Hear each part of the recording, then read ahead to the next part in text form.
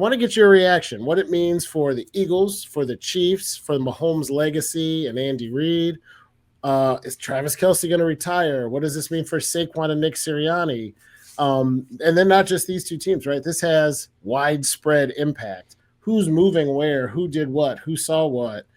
We even talked a little bit about the fact that it could have some impact right here in our own backyard with our Cleveland Browns. I'm going to go ahead and say, Noah, why don't you get us started on the Super Bowl commercial? And then, Eric, I'll let you kick off the next one. I'm sorry, not the commercial. Super Bowl game. No, you're good. No, you're good, man. I'm going to take the Cleveland route, as I often do, because to be honest, I think this is a great win for Philly. I think it cements the legacy of a lot of players on that team. I think it validates Jalen Hurts as a quarterback and a winning quarterback at the end of the day. But it was a blowout. It was a boring game. It was a one-sided game. The Chiefs looked horrible on offense, defense, special teams, and in between. So I don't have a lot of reactions here. Travis Kelce did go on New Heights and say he doesn't know what he's going to do yet in terms of his career. He's going to kick that can down the road a little bit. Totally valid. You just got out of it. Why do you want to think about it some more? It's his day job at the end of the day. But what this Super Bowl means for us and the Myles Garrett trade, I think, is pertinent and important because the Eagles showed the exact route and recipe on how to beat Patrick Mahomes. And that is having 4 damn good rushers rush Patrick Mahomes and get pressure on him without having to send all your linebackers in a corner blitz or whatever else scheme you have to put up. So I think this helped the Cleveland Browns in a whole drive up the price for Myles Garrett as the time comes. I like it. I do. Since we're in the spirit of giving each other shit, I do have to say they showed us the exact blueprint. Just get 4 great defensive linemen who can all rush the passer. That's kind of like saying, yeah, all you have to do to be a pro NBA guy is be really good at basketball. Like the devil's in the details. But you're right. They did give us a blueprint. What do you think? I can't even get over that last thought because the Chiefs' offensive line was worse than Swiss cheese. Like, I don't think that's a good blueprint. Listen, I mirror the thoughts a little bit, cry Chiefs cry. That's all I got to say today. And the funny thing is I was rooting for the Chiefs. This is how much and how little I cared for this particular Super Bowl. I went in rooting for the Chiefs. And the reason I was rooting for the Chiefs was twofold. Number one, I had a friend that has a player relationship with a player on the team. And number two, Eagles fans, they're a bit much for my taste. As the game was going on and the Eagles were demolishing them, I was kind of just rooting for, I wonder how high this score could get, like how bad this can be. I kind of liked history the one way, but let's see it the other way. Listen, I don't think it shows us anything. I think that it shows that the Chiefs need to retool at offensive line. The Eagles, well, that's the problem. Yeah, I'm not saying they're going to be able to, but it will be interesting to see, does this mean that their domination is over? I don't think so, but we've always known good defense wins Super Bowls. But I say with a kind of caveat there, because normally you would say a guy like Mahomes can overcome that. Well, they also hung 40-plus points on him. And shout out to Nick Sirianni pulling the Ryan Day, losing in his first championship Super Bowl and winning in the second. I'm here for it. It was fun. I'm curious, though, real quick, John. I don't mean to cut you off, but you acted very strongly with the facials against my point of this helping the price of the Myles Garrett trade. So I'm curious what your reaction was there.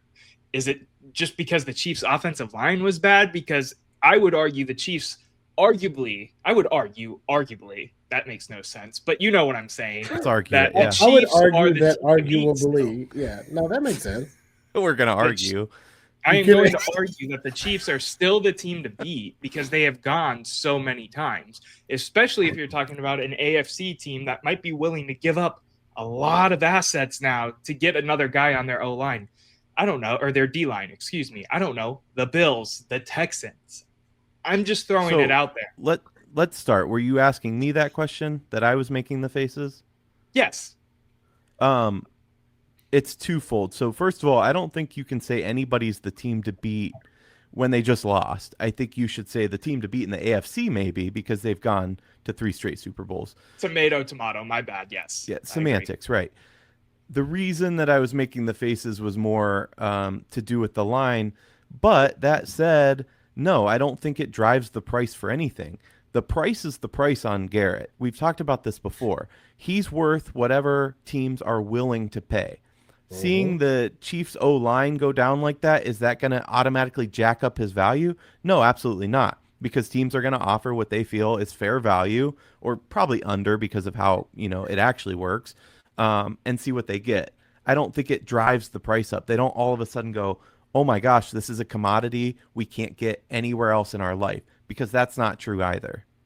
I disagree full-heartedly on that, but I know we have different opinions of Myles Garrett, the player, and what he means, because bar none, to me, he is the best defender in the NFL. He is a great player and one of the best edge rushers in the game, period, if not the best edge rusher. But he is one man of several that play a defense, and one man that could potentially be available. So you're not going to overpay for him, in my opinion. I don't think we'll see that. I want to jump in real quick because you guys covered a lot of ground and you brought up a lot of good points that I agree with on both sides. And then something I wanted to work into my own. First thing I want to say is we live in this era of social media, and I'm not one of these old heads who's like, we're moving too fast, get away with the technology. But every now and then I get irritated that people have to jump right to what does this do for Patrick Mahomes and him being the greatest of all time? We'll know when his career is over. So shut the fuck up and hear me out on this. If he wins the next 4 Super Bowls after this, there won't be a question. And if he can't make it out of the first round of the playoffs, we'll know it's Tom Brady. We don't have to answer that on Scott Van Pelt 82 seconds after the Super Bowl ends. Patrick Mahomes is one of the greatest to ever do it. So is Andy Reid. If everybody's back and healthy, you need some offensive line help. They won 15 games this year, so relax. Tom Brady lost Super Bowls. I don't care that Pat Mahomes got blown out. I just think it's a bogus narrative. Digging into some of the details, though, I do think this is big for the Eagles. Sirianni was like on a rookie contract for a coach. He's going to get broken off big time. The Eagles have a lot of talent they got to try to bring back if they're going to run the table again next year. I agree 100% with Noah that they gave us a blueprint of how to beat the Chiefs, but I agree 100% with Eric that if the Chiefs improve their offensive line, the blueprint probably doesn't work. I think I was happy for Eagles fans. I agree with Eric. They're obnoxious. I think. But they're also like, you look at the Phillies, the 76ers, the Eagles, and the Flyers. We don't have a hockey team, so leave the Flyers out. They got more than Cleveland, but they had a tough road to sled over the last 40 years or so themselves. The rest of it, man, we'll see. Winners come back and say, I don't want to do that again. I don't want to look like crap on national TV at the Super Bowl. Patrick Mahomes, I can guarantee you, was embarrassed. So is Travis Kelce. So is the organization. Not because they made it to a Super Bowl and lost, but in the way they lost. We'll see what kind of medal they have and if they are one of the greatest teams of all times and if it was just a really good 3 or 4 year run or if they got more in the tank. But I'll tell you this, anybody who's going to lay a wager or anybody who's going to come on the podcast and talk about it, if you start telling me why the Texans or Ravens are better than the Chiefs, I'm going to point to the last 4 years and go, I don't think so, brother. So we'll see. But there's a lot at stake. We'll just have to watch it play out over time.